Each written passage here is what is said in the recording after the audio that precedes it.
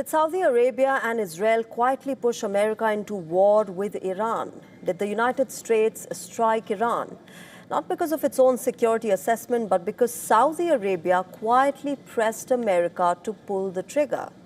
Well, according to a report by the Washington Post, U.S. President Donald Trump ordered a strike on Iran after weeks of sustained pressure from two powerful regional allies, Israel and Saudi Arabia. And the consequences for Saudi Arabia of its alleged role in the Iran attacks appear to be unfolding already. Iranian missiles and drones reportedly targeted the Prince Sultan Air Base, located around 140 kilometers from Riyadh. Reports say that the incoming missiles were intercepted. Witnesses heard explosions over the city of Al-Kharj.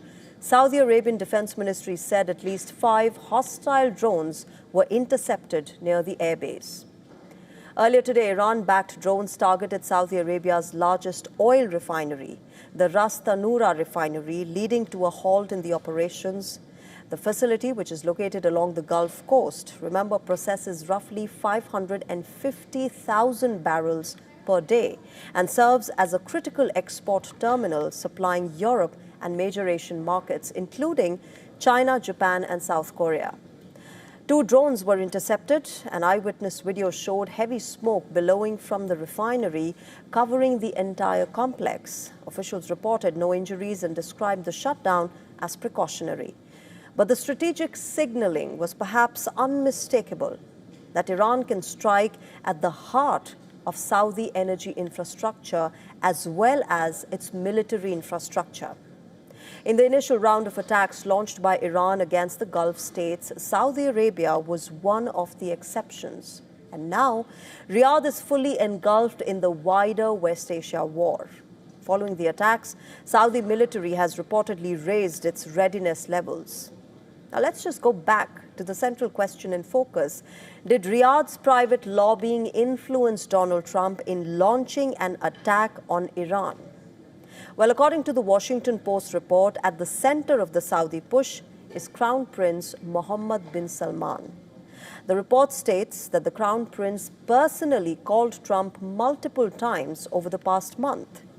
Remember, publicly, the Saudi Crown Prince backed diplomacy, spoke of restraint and de-escalation.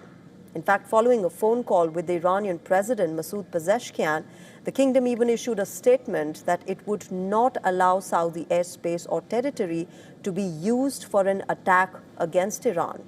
But privately, the message to Washington was starkly different. The Saudi Crown Prince reportedly warned US that Iran would grow stronger and more dangerous if America failed to strike right now, while its military presence in the region stood at its highest level in years.